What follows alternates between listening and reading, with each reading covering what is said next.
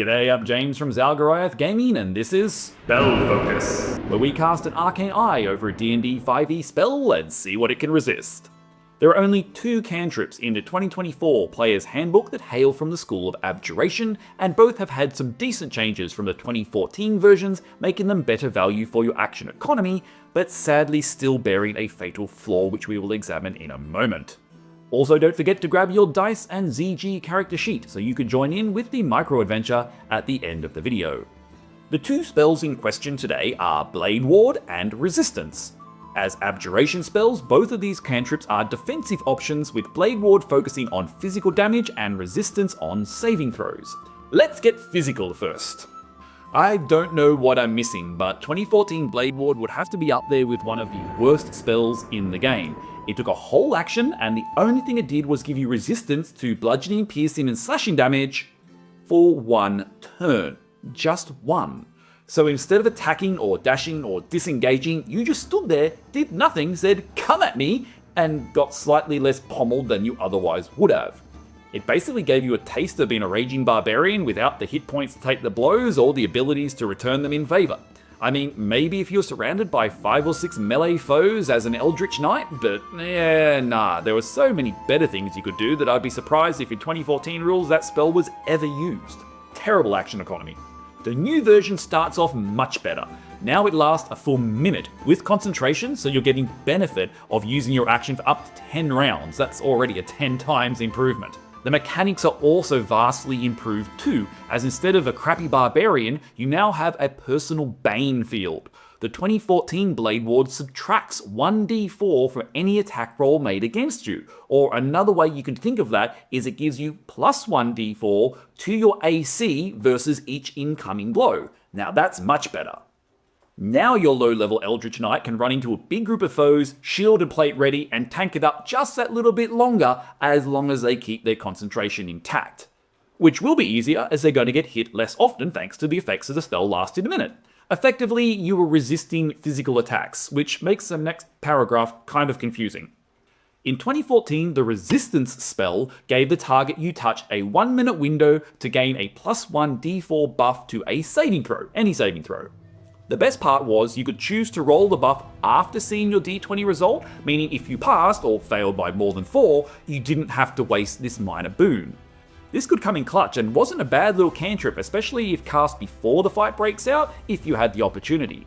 Come to think of it, 2024 Blade Ward also falls in that category if you are in an instigator type scenario. 2024 Resistance is also best cast pre-battle if possible, as it is a concentration spell and can last for up to a minute, but the mechanics have completely changed. Instead of focusing on saving throws, you now need to pre-choose a type of damage, and once per turn, your target ally can then minus 1d4 from incoming damage of that type. You can't choose Force or Psychic, but you can choose Bludgeon, Piercing, or Slashing, at which point you should have just cast Blade Ward, so yeah. Honestly, I think this is worse than the 2014 version. Granted, if you're in a battle where you know you'll be facing a lot of fire damage, for example, 2024 Resistance might save an average of 2 HP per turn. But turning just 1 failed saving throw into a success could be a lot more valuable, and the new Blade Ward works on any incoming attack roll regardless of damage type, so yeah, Resistance is too situational and another fairly poor cantrip choice. Worst of all, and I cannot understand why, is they could both be so much better. Cast as a level 1 newbie adventurer or a level 18 near demigod, they both do the same thing. Why the abjuration hate D&D? Luckily, there is a very simple way to homebrew fix it and actually keep these cantrips as relevant options past tier 1 low level play and make them as attractive as their damage dealing buddies. Look at almost any cantrip from the School of Evocation, and at level 5 the damage dice doubles, triples at level 11, and quadruples at 17th level. So why in the name of tier and all things game balance don't abjuration spells do the same thing? 2d4s averages out to 5, 3d4s 7, and 4d4s 10.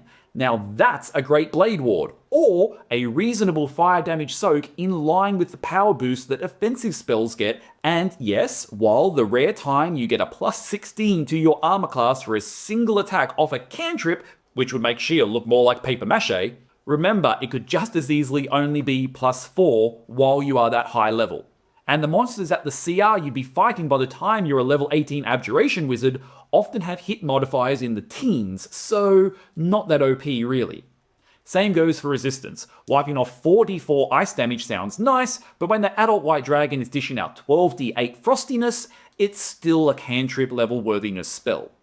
So in a world focused on death and destruction, why not give these defensive options a boost and open up real tactical choice at your table at the higher levels with them?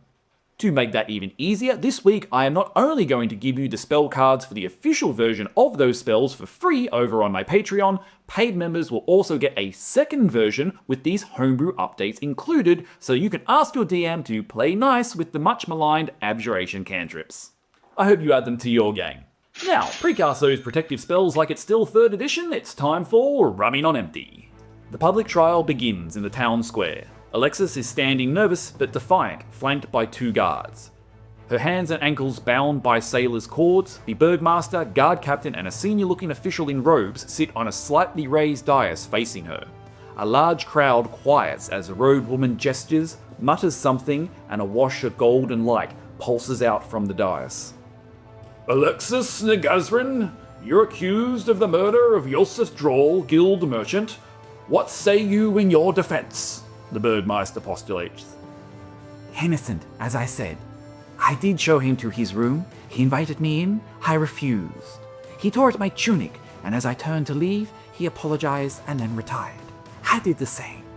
She replies, holding up the sleeve of her ripped top that is indeed missing a scrap. Is that all?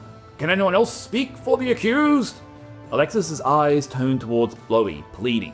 Give me an Arcana check DC 10 if you want to identify what that spell was, followed by any evidence you have collected over the past 3 episodes in Alexis's defense.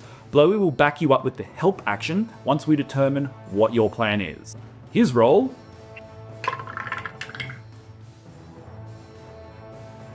I hope you're not relying on